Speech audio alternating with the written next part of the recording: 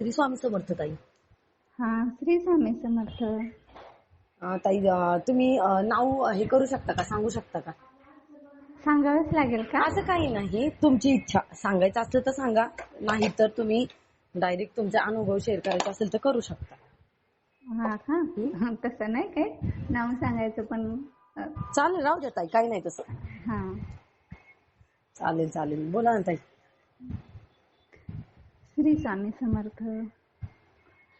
तुम्ही थोडंसं कोणत्या ग्रुपमध्ये किंवा दादांचं म्हणजे जे काही आहे आतापर्यंत तुम्हाला दादांकडून काय भेटलंय किंवा ग्रुपचं आपल्या महत्व जरी थोडंसं सांगितलं ना तरी चालेल ताई. त्यानंतर मग त्या माध्यमातून तुम्हाला काय अनुभव आले मग ते शेअर करू शकता तुम्ही. चालेल की. चालेल ताई. श्री स्वामी समर्थ. हा, श्री स्वामी समर्थ. श्री स्वामी समर्थ. ओम श्री विनाशाय नमः. आपल्या दादांच्या चरणी कोटी कोटी प्रणाम. आपल्या माताजींच्या चरणी कोटी कोटी प्रणाम. श्री स्वामी समर्थ. कैलास राणा शिवचंद्रमोळी फणींद्र माथा मुकुटी झळाळी कारुण्य सिंधू बहुदुःख भारी तुझवी न शंभो मज कोण तारी. श्री स्वामी समर्थ. मी भागवत पारायणापासूनच जॉईन झालेले आहे ह्या ग्रुपला. म्हणजे जानेवारी महिन्यात मी हा ग्रुप जॉईन केला. माझ्या मैत्रिणीने मला जॉईन केलं आणि 1-2 महिने मी फक्त अशा सेवा करत होते. म्हणजे फक्त ऐकण्याच्या, श्रवणच. म्हणजे कळत नव्हतं ना ह्या नक्की सेवा काय चालल्यात, कसं करायचं, काय काय काय लागतं सामान, हे समजत नव्हतं एवढं. म्हणजे आपली साधी सिंपल पहिली पूजा असायची की देवांचं स्नान झालं की त्यांना फुलं वाहा, आरती करा, हे एवढंच, प्रसाद ठेवा, असं. बरोबर. पण दादांच्या ज्यावेळेस सेवा ऑनलाईन प्रत्यक्षात चालू झाल्या ना त्यावेळेस एवढं जमीन आसमान बदलला आम्हाला कळलं ना. आपल्या सेवेत काय कुठं चुकतंय, आपण देवघरात काय ठेवलं पाहिजे, काय नाही ठेवलं पाहिजे, हे सुद्धा माहिती नव्हतं आम्हाला. पण दादांच्या ग्रुपमधून आम्हाला ते कळलं की आपलं देवघर कसं असावं, कोणत्या मूर्त्या असावं, किती इंचाच्या असावं, कसं असावं, कोणता मंत्र देवांना म्हणला पाहिजे अभिषेक करताना, अभिषेक कधी करायचा, कोणत्या टायमिंगला करायचं, हे तिथून मग आमची सुरुवात झाली की देवपूजा कशी करायची. मग आम्ही गळती पात्र आणलं. नंतर मग ते स्वामींचे आसन, परत महादेवाची पिंड पण आपली पितळचीच असावी, नागनंदी शेषनाग असं नाही पाहिजे. मग इथून आमची सर्व सुरुवात झाली ताई. मग आम्ही तिथून मग महादेवाची पिंड आणली. मग ते रुद्र काय असतं हे पण माहिती नव्हतं आम्हाला. रुद्र कसं बनवायचं किंवा त्याचे मंत्र काय हे पण माहित नव्हतं. डेली फक्त आपलं श्री स्वामी समर्थ म्हणायचं. गुरुमंत्र सुद्धा माहित नव्हतं, कारण गुरुच कोणी नव्हतं तर काय करणार त्यावेळेस. त्या देहाला गुरुच भेटले नव्हते. त्यामुळे अज्ञात असल्यामुळे आपल्याला जसं जमतंय तसं स्वामींची इच्छा म्हणून करायचो आम्ही पूजा. बरोबर. पण गुरु भेटल्यापासून जमीन आसमान फरक झाला खरंच. म्हणजे असं ऐकलंय ताई की म्हणजे जन्म घेतलाय ना तर जन्म घेऊन म्हणजे एकदा तरी गुरु करावा, एखादा तरी गुरु असावा. तर बरोबर आहे, ते तुम्हाला दादांच्या रूपामध्ये भेटले गुरु. खरा अर्थ गुरु कधी पाहिजे माहितीये का? आई बाप तर असतातच गुरु, कारण त्यांना माहित असतं की आपलं लेकरू आपण नीट वळण लावलं तर ठीक आहे. पण तसं नाही. गुरु हा खरोखर ह्या स्थितीला पाहिजे की कसं असतं, लग्न झाल्यापासून ना स्त्रियांचं मन लय विचलित झालेलं असतं. दोन्हीकडल्या बाजू सांभाळायच्या आहे. मग ते गुरु त्यावेळेस आम्हाला लाभले. म्हणजे मला पण उशिराच भेटले, अजून लवकर भेटले असते पण ठीक आहे, स्वामींची इच्छा. दिले चालता बोलता आम्हाला गुरु दिले. आम्हाला खूप भारी वाटलं. दादांचं इतकं सुंदर मार्गदर्शन असतं ना, कधी कधी आसू अनावर होतात डोळ्यातून, इतकं मार्गदर्शन छान असतं.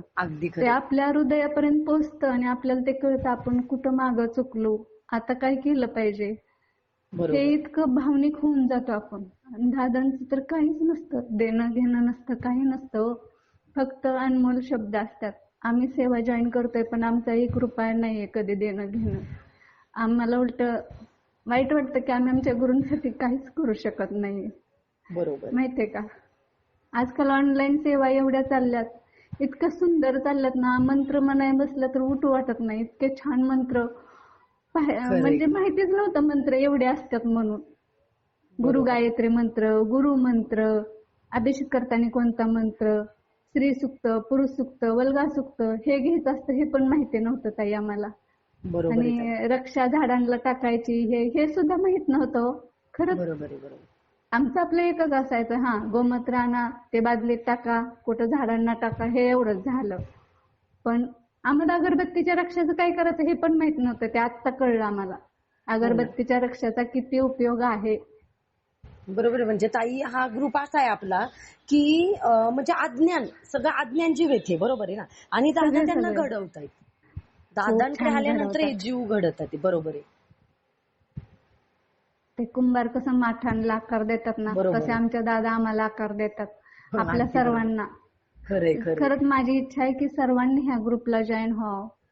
दादांचं काहीच नाही, कोणी काही आणा द्या, काही नाही, संपर्क सुद्धा नसतो. फक्त कार्यक्रमाला या, दर्शन घ्या, कार्यक्रम करा, व्यवस्थित काय सेवा आहेत त्या जाणून घ्या, कशासाठी असतात, पुढं कलियुग कसं आहे, हे मार्गदर्शन असतं आपल्या दादांचं. खरंय ताई, बरोबर आहे. आणि निस्वार्थी सेवा आहे. मला काय म्हणायचं ताई ना, बाहेर कुठे गेलो ना तर बघा, कोण म्हणजे सेवा म्हणजे काही सांगायचं झालं तर तुम्हाला तिथे त्याची काहीतरी शुल्क आकारलं जातं ताई. तसं आजपर्यंत तसंच झालंय, जिथं जाईन तिथं पैसे द्यावं लागले आम्हाला. हो, तसं आपल्या दादांना, तसंही दादांचं काही नाही. इथं सगळं म्हणजे फ्री मिळते, म्हणजे काहीच नाही. दादा काय हो, दादा फक्त आहे ना काय असेल ते सेवा देत आहेत आणि त्यातून अनुभव खूप छान छान देत आहेत. त्यांचा अमृताचा झरा वाहतो मार्गदर्शनातून, तो कुणाला घ्यायला येतो. ते प्रत्येक जीव खूप अनमोल आहेत घेणारे. खरंच खरंय. सगळ्यांनी जर हे घेतलं ना मार्गदर्शन, लय फरक पडेल, खूप फरक पडेल. जमीन आसमान मन परिवर्तन होते. खरंय. आपल्या चुका आपल्याला आठवतात मागच्या, की आपण कुठं चुकलो बाबा, आणि आपले गुरु आपल्याला भेटले, आता आपण काय करायचं. बरोबर आहे. आणि तुम्ही कुठं जावा, गुरूंचं सतत लक्ष असतं. बरोबर आहे. अदृश्य जशी हवा आपल्याला दिसत नाही तसं, श्वास आपल्याला दिसत नाही तसं सेम दादा आपल्या सदैव अवतीभोवती असते. हो, बरोबर आहे. ही स्वामींच्या सेवेत आल्याच ही एवढं वेळ लागतं. त्याला स्वामींचंच वेळ लागून घ्यावा लागतं, स्वामींच्या सेवेचं वेळ लागून घ्यावा लागतं. बरोबर आहे ताई. मी फक्त स्वामी माळच करायचे ताई, आणि स्वामी चरित्र वाचायचे, एवढंच मला सेवा येत होती. पण मी ग्रुपमध्ये जॉईन झाल्यावर मला श्रीयंत्राची सेवा, श्रीयंत्र काय असतं ते कळलं. बरोबर. रुद्रसेवा, भैरवचंडी काय, सप्तशती पाठ कसे करायचे हे सुद्धा मला माहित नव्हतं. मी बसले ना वाचायचं, माझं व्हायचंच नाही. अर्ध व्हायचं, अर्ध कसं ठेवावं. पण दादांच्या ग्रुपमध्ये आल्यापासून माझं कोणतीही सेवा नडत नाही, पूर्ण व्यवस्थित होऊन जाते. का तर त्या ऍडमिनच्या द्वारे होऊन जाते, आपलं कुठं चुकत नाही. त्यांच्या ऑनलाईन सेवेला जॉईन झालं की आपल्याला फक्त ऐकायचं, श्रवण करायचं, माहिती होती कसं करायचं काय. खूप सुंदर आहे, खूप भारी आहे. अगदी मनापासून करायला पाहिजे सर्वांनी. खरंय ताई. आणि म्हणजे ह्याच्यातून तुम्हाला काय काय अजून किती छान छान असे काय काय अनुभव आले ताई दादांकडे सेवेत आल्यानंतर? मी पहिलं स्वामींना असे नैवेद्य हे ठेवायचे ना, चहा हे ठेवायचे, तर मला असं कधी जाणवायचंच नाही चहा पेल्यात पण म्हणून. पण दादांच्या सेवेत येऊन मला 3-4 महिने झालते, आणि मी सेवा करून झाली, चहा ठेवला, आणि मी माझं काम केलं. नंतर बघते तर कप फुल भरला होता, अर्धा कसं काय झाला. मग मी इकडं तिकडं बघितलं तर चहा तर म्हणलं कोण पेलं. मग मी ह्यांना म्हटलं हो कप अर्धा झाला. तर हे मला म्हणले हा का, म्हणलं हा. मग परत मी म्हटलं आता ह्यांना नाही काय बोलायचं आपण. परत मग माझी रोजची सवय लागून गेली ते स्वामींना चहा ठेवायची, आणि स्वामींना रोजची सवय झाली चहा प्यायची. आजपर्यंत स्वामी चहा पितात, महाराजांना चहा आवडतो बरं का ताई. बरोबर आहे. ते माहित नव्हतं ना, दादांच्या ग्रुपमध्ये आल्यावर माहित झालं स्वामींना चहा आवडतं म्हणून. किती छान, बघा ना, किती मस्त अनुभव. खूप सुंदर सुंदर अनुभव येतात, आपल्याला जाणवत पण नाही. आमचा तर एके दिवशी मनानेच मोठा दरवाजा उघडला होता. मी माझी मुलगी जेवण करतोय, मला माहित नाही स्वारी बेसन भाकरी आवडतं वाटतं, मला माहित नाही, आपल्याला ज्ञान बालकाला काय माहिती. मी बेसन भाकरी केलं होतं आणि नैवेद्य ठेवायचा होता, पण मी म्हणलं आता कसं ठेवायचा एवढा उशिरा, म्हणून मी ठेवला नाही. आणि आम्ही दोघी 10-10:15 जेवण करायला बसलो, आणि अचानकच मनाने दरवाजा उघडला. ती पण पाहायला लागली, मी पण पाहायला लागली, आणि थोडंसं घाबरल्यागत झालं. पण परत एक असं झालं की नाही, आपण ह्या सेवा करतोय ना, आणि दादांच्या मार्गदर्शनात आल्यावर अनुभव सूत्रात इतकं काय काय ऐकलंय, मग त्याच्यामुळे मला धीर आला. आणि मग मी म्हणलं हे प्रभूच आलेत बेसन भाकरी खाण्यासाठी. मग स्वामींच्या येऊन मी माफी मागितली स्वामींना, म्हणलं स्वामी मला माफ करा, मी तुम्हाला बेसन भाकरी ठेवायला पाहिजे होती, मग तुम्ही आलाय तर आता ग्रहण करा. एक मनापासून करायची असते, साधी भोळी पूजा असावी. बरोबर आहे. पण मनापासून, अंतकरणापासून असावी. बरोबर आहे ताई. मग ठेवलं का तुम्ही नैवेद्य दाखवला का हो, महाराजांना? नैवेद्य ठेवला. हो, अत्तरचा वास खूप येत होता. अजून सुद्धा अत्तरचा वास कधी कधी येत राहतो. जास्त करून बेलाच्या झाडाकडे जास्त येतो. बापरे, महाराजच आले होते म्हणजे ताई? हो, महाराज आले. अहो तुम्हाला सांगते, मला हा मोठा अनुभव आहे माझ्यासाठी. आता एक बोला ना ताई. मी भैरवचंडीला गेले होते जेजुरीच्या, आणि त्याच्या आदल्या दिवशी मला जॉबची ऑफर आली होती साडीच्या दुकानात. बर. मग तिकडे पण स्वामी होते, पण ते स्वामी असे जास्त उंचीचे होते. म्हणजे कसं असतं, मूर्ती ही सगळ्यासारख्या असतात, सगळं स्वामी एकच आहेत. स्वामी वेगळे कुठंच नाहीत, एकच स्वामी आहेत. फक्त सेवा करणं महत्वाचं आहे. तिथं सेवा होत नव्हती, आणि मी 1-1.5-2 महिनेच त्या स्वामींची सेवा केली. आणि काय ते म्हणजे मूर्ती एवढी प्रज्वलित झाली ना ती मूर्ती, की मला काही कळलंच नाही. एके दिवशी स्वामी आईच हिरवे साडी नेसून आल्या दुकानासमोर. बापरे. हो तर. आणि त्यावेळेस लाईट पण नेमकी गेली, आणि त्या आल्याने अचानक आत आल्या दुकानात. माझं कसं जरा असं वाटायचं खूप मोठं सामान आहे, हे कोण मागणारे आलेत, असं माझ्या जरा वेगळं, आपण माणूस म्हणून वेगळीच हे करतो. बरोबर आहे. डोक्यात विचार आणतो. पण परत मी दादांना स्मरण केलं आणि म्हणलं, स्वामी दादा, हे चेहरा तर ओळखीचा वाटतोय मला, हे स्वामींगत कसे दिसतात? मी माझ्या मनातल्या मनातच बोलायला लागले स्वामी दादांना, आणि त्या माझ्याकडे बघून नुसते हसायच्या. आणि मी म्हणायचे, माझ्या डोक्यातले विचार ह्यांना कळतात का काय? तर ते खरंच कळत होते.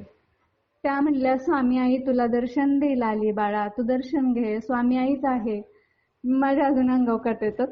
तर मला ना कळतच नव्हतं काय करून काय नाही. खडी साखर द्यायची सुद्धा राहिली. आणि त्या मला म्हटल्या, मला काही नाही पाहिजे, मी तुला फक्त आशीर्वाद द्यायला आली, तुझ्या मनातल्या सगळ्या इच्छा पूर्ण होतील बाळा.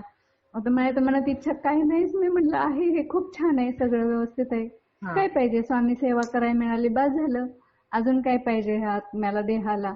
आणि दादांमुळे तर आमचं मन परिवर्तन भरपूर झालंय. कशाचा मोह नाही राहिलेला मला. बरोबर आहे. सोनं चांदी तर लांबच, पण घरात पण अनावश्यक वस्तू नको वाटायला लागल्यात. ज्या गरजेच्या आहेत तेवढ्याच बास झाल्या, पुरेसे आहेत ते. खरंय ताई, असं वाटतं.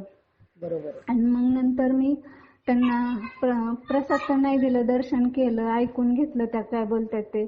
आणि त्या दरवाजातनं बाहेर गेलं तरी दादांचा जसा आशीर्वादाचा हात असतो तसाच हात होता. सेम सगळी प्रोसेस तीच, सगळी प्रोसेस तीच. सगळा चेहरा स्वामींचाच, पूर्ण स्वामींचा चेहरा.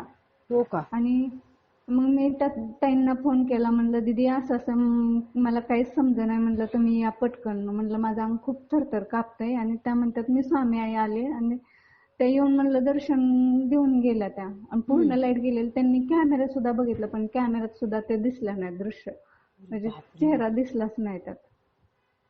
म्हणजे साक्षात महाराजच आले होते ताई? हो, साक्षात महाराज तुम्हाला दर्शन द्यायला. बघा, तुमची भोळी बाबडी सेवा आणि हे सगळं म्हणजे जे काय आहे ते दादांचा आशीर्वाद, महाराजांचा आशीर्वाद असल्यामुळे घडलं. बघा, तिथपर्यंत महाराजांना यावं लागलं तुम्हाला आशीर्वाद द्यायला, दर्शन द्यायला. किती मोठा अनुभव आहे ताई. हा खूप मोठा अनुभव आहे माझ्यासाठी. तुम्ही किती भाग्यवान आहे ताई, साक्षात महाराजांना तुम्ही बघितलं. हो तर. पूर्ण सगळा चेहरा तोच होता. बापरे. हिरवी साडी घातलेली, तेज तेवढंच, फक्त एकदम सावळं रूप असं होतं थोडस. किती छान अनुभव ताई, तुम्ही सांगताय माझ्या अंगावर काटे येत. माझं तर अर्धा तासानं थरथर कापत होतं, मला समजत नव्हतं. मला इतकं रडायला लागलं की मी जवळ येऊन आईला साखर सुद्धा हातावर नाही दिली, असं मला वाटायला लागलं. परब्रह्माची शक्ती होती ना ती, किती शक्ती मोठी आहे म्हटल्यावर ते व्हायब्रेशन तुम्हाला जाणवलं ना, जाणवणारच. मग मी लगेच फोन केला ऍडमिन ताईंना, म्हणलं असंच आहे. तर त्या म्हणल्या, असू द्या, ठीक आहे, तुम्ही नका घाबरू, असू द्या, आपले स्वामी दादा, स्वामी आयाल तर तुम्हाला दर्शन द्यायला, घाबरू नका. वा, किती छान. असं. मग त्या मी मॅडमला सगळ्या सेवा आपल्या शिकवल्या. 2 महिन्यांनी जॉब केला तर सगळं.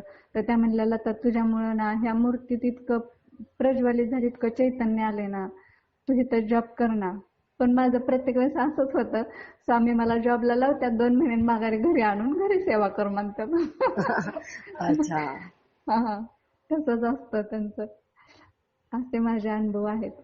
खूप छान त्यांच्या अनुभव. स्वामींनी बटाट्याची भाजी खाल्ली दुकानातल्या. अरे वा. असं काही नाही की आपल्या घरातलेच खात्यात असं नसतं.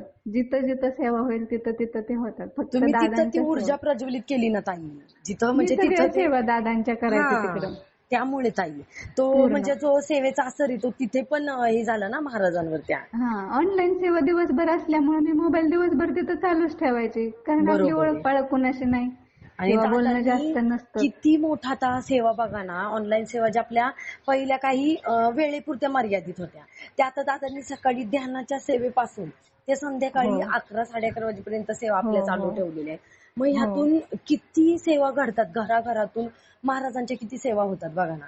आणि दादांचं हेच आहे ताई, की दादा म्हणतातच ह्या ग्रुपला जे जॉईंट होतं ना, तर त्यांच्या सेवेनी घरात ना त्या मूर्त्या हसायला चालायला बोलायला लागतात बघा. मूर्त्यांमध्ये तेजी येतं प्रत्यक्ष माझे कृष्ण इतके हसतात ना, तुम्हाला काय सांगू ताई. बघा. खूप हसरे. मी सगळे फोटो सारख्या सुरेखाताईंना पाठवत राहते. दादा बोलायला लागले की कृष्ण हसत्यात, स्वामी लोड सरकवत्यात, दोन्हीकडे देवलेले लोड असतात ना, त्यातला त्यांचा डाव्या हाताचा सारखा ते लोड सरकवत राहतात. बघा ताई, असं कुठे घडतं का ताई? हे कलियुग आहे, बरोबर. नाही, मग नाही मी अशा कधी सेवा कुठे बघितलं. बरोबर आहे. आता ह्या सेवा घडल्यामुळे हे सगळं होतंय ना, हे दादा आणि महाराजांमुळेच होतंय, बरोबर आहे ना, की हो, जे काही स्वामी होते ते दादांमुळे. बरोबर हो. आहे.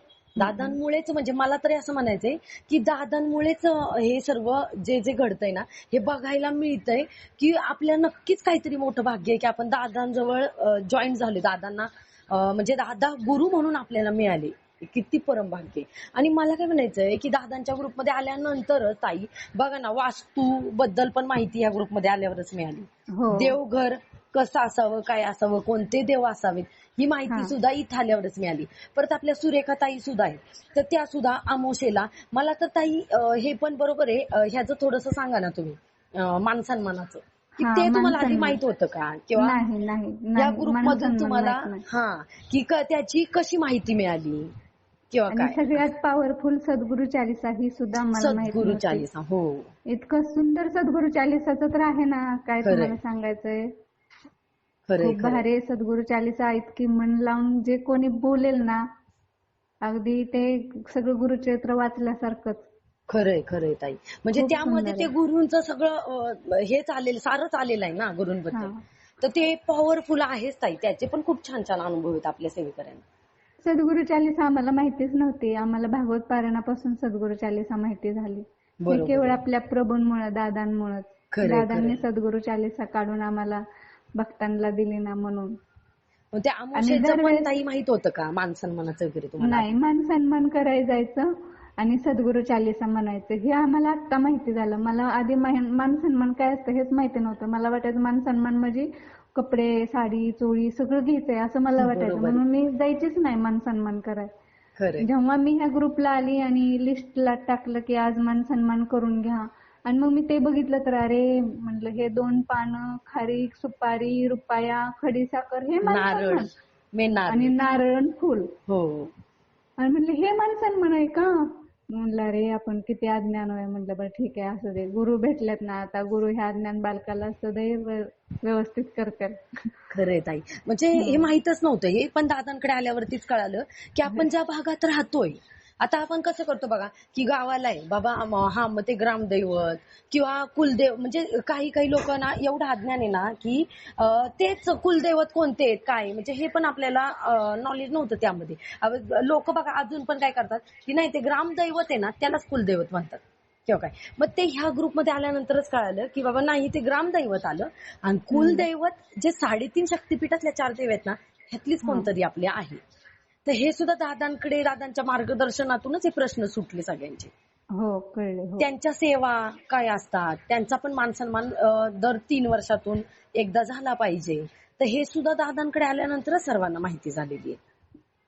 किंवा आतापर्यंत अज्ञान होतं बघा ताई, की काय की म्हणजे हे जे आमोशेच्या ह्याला आहे ना, जे मानसन्मान आपण करतो, तर आतापर्यंत असं होतं की आपलं ते गाव आहे, मग ते वर्षांनी कधी यात्रा वगैरे काय असेल तर त्यावेळेस आपण तिथं असंच ओटी वगैरे भरणं एवढंच माहित होतं. बाकीचं नव्हतं माहिती. तर दादांकडे आल्यानंतर ही पण माहिती झाली की म्हणजे दर अमावस्येला मान सन्मान झाला पाहिजे. आणि मुळात आपण कुठेही राहा, भाड्याने राहा, रेंटनी किंवा स्वतःचं घर असू द्या, ज्या भागात आपण राहतोय ना तिथल्या सुद्धा देवदेवतांचा आशीर्वाद आपल्याला मिळाला पाहिजे. हे सुद्धा दादांकडे आल्यावरच कळालं. बरोबर ना ताई? हो हो, बरोबर आहे. बरोबर आहे. पहिल्यांदा गणपती बाप्पाचा करायचा, नंतर मारुतीरायांचा करायचा. दादा प्रत्येक देवाचं काय वैशिष्ट्य आहे ते पूर्ण सांगतात समजून. बरोबर. महादेवांचा करायचा, आई भगवतीचा करायचा. दादा खूप छान मार्गदर्शन सांगतात. खूप सगळं. बरोबर. आणि शब्द नाही त्यांच्यासाठी आमच्याकडं. आणि बघा ना, जसं आहे ना, ग्रुपमध्ये जॉईन झाल्यानंतर ह्या सगळ्या क्रिया आपल्याला माहित होतात ह्या, की बाबा असं सेवा करायच्या किंवा असे मान सन्मान असतात, पौर्णिमेला काय सेवा करायची किंवा काय. तर मग हे सगळं माहिती झाल्यानंतर घरातल्या वातावरणामध्ये पण खूप चेंज होत होता. खूप चेंज आहे. हो, आमच्या स्वतःचा पण अनुभव. काय करायचं हे माहित नसतं ना, तर दादांनी ऑनलाईन सेवा ऑनलाईन केली. मग अमावस्याला सुद्धा पूर्ण मंत्र चालू असतात. बरोबर. त्याच्यामुळे प्रत्येक घरात ना अमावस्या असो नाही तर पौर्णिमा असो एकदम व्यवस्थित चाललंय सगळं. हो, अमावस्येला पण आहे ना आता ती दादांनी सेवा चालू केली आपली, की आपण पिवळी मोहरी जी असते तर ती पिवळी मोहरी घेऊन हातामध्ये आणि धूप दीप आपण लावतोच. तर ते जी रक्षा आणि ती पिवळी मोहरी ती बहारीत केली जाते. तर ती बहारीत झालेली मोहरी आपण संरक्षण म्हणून जवळ पण ठेवू शकतो, आपल्या घरामध्ये वगैरे असं साईडनी पण ती हे करू शकतो, संरक्षण म्हणून टाकू शकतो आपण. तर त्याचं पण एक वेगळं कवच तयार होतं. हे सुद्धा दादांनी सांगितल्यानंतर कळलं की ही सेवा पण अशा अमावस्येला आपण करू शकतो. किंवा कवळ जे आपण दाराच्या बाहेर बांधतो, तर त्याचं महत्व सुद्धा ते का बांधावं, कशासाठी, सुरेखाताई आमच्या खूप छान मार्गदर्शन करतात ह्याच्यावरती. तर या सगळ्या सेवा बरोबर आहे, म्हणजे ह्या ग्रुपमध्ये आल्यानंतरच सगळं समजले ताई. बरोबर ना? हो. ते गाडीचा उतारा करायचा, परत अमावस्याला गाडी पूजा करायची, काय मंत्र म्हणायचे हे पूर्ण आपल्या दादांमुळेच समजलंय. बरोबर आहे ताई. आता पहिले लोक काय करायची, गाडी धुवायची, पुजायची, नारळ फोडला की प्रसाद म्हणून वाटायचे. पण सुरेखाताईंना सांगितलं की तो प्रसाद वाटून तुम्ही पोटात परत निगेटिव्हिटी घेऊन जाताय. मग त्याच्यापेक्षा ते इकडे 2 नारळाचे भाग टाकायचे, खायचे नाही. बरोबर आहे. बरोबर. असं खूप सुंदर मार्गदर्शन असतं. असं एकदा मोबाईल लावला ना पूर्ण बंद होऊ नये असं वाटतं. खरंय ताई, बरोबर. हो, असं जीव की प्राण झालाय घरात, असं म्हणजे मोबाईलच्या सेवेमुळं. खरंय. आणि दादांच्या सेवा ह्या सगळ्या खूप सुंदर आहेत, अनमोल आहेत. खरंय ताई. एकट्या माणसाला तर खूपच वेगळं आहे ही सेवा. बरोबर आहे. कशाचं मनात येत नाही, काही येत नाही. ते दंग होऊन जातं, त्यात वेळ पण पुरत नाही. ते सेवा करता करता काम कधी होतं कळत नाही.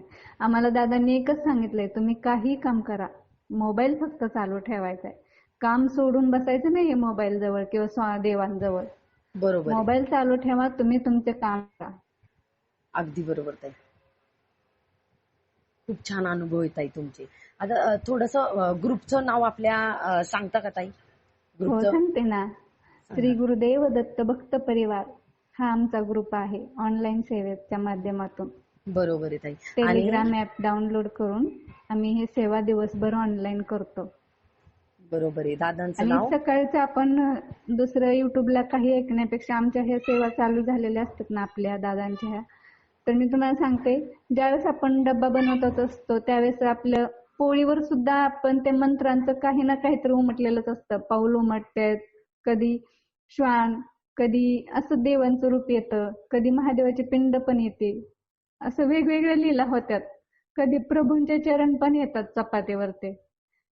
केवळ ते मंत्र घरात चालू असल्यामुळं मन शांत राहतं. स्वयंपाकात पण ते आपण मंत्राचं सगळं जातं. विचार फक्त एकच राहतो की आपण काय ऐकतोय, कोणता मंत्र चाललाय, असं म्हणजे डोक्यात दुसरे कुठले विचार येत नाहीत. बरोबर आहे ताई. आणि त्या सेवा म्हणजे आपण काम करताना आपण कानी पडतात ना, श्रवण केले तरी त्याचे तेवढेच अनुभव आतापर्यंत ग्रुपमध्ये श्रवणाचे सुद्धा अनुभव आहेत माझे. श्रवण करूनच अनुभव आहेत हे माझे. खूप छान अनुभव आहेत ताई तुमचे सर्व. खूप छान ताई. एक वेळेस नेट गेलं ना तरी आम्ही दादांना म्हणतो, दादा नेट येऊ देऊ, दादा नेट येऊ देऊ. म्हणजे असं वाटतं दादांना कुठं त्रास द्यायचा, पण ते मोबाईल नाही चालला की आम्हाला वाटतं आता कधी जॉईन होतोय, कधी ऐकतोय. कोणती माळ चालली, कितवी माळ चालली, असं असतं आमचं. बरोबर आहे ताई. खूप छान अनुभव होते बरं का ताई तुमचे सर्व. श्री स्वामी समर्थ ताई. ओम श्री श्री स्वामी अविनाशाय समर्थ. नमः. श्री स्वामी समर्थ. ओम श्री विनाशाय नमः. चालेल. श्री गुरुदेव दत्त भक्त परिवार की जय हो. स्वामी दादा की जय हो. श्री स्वामी समर्थ ताई. श्री स्वामी समर्थ.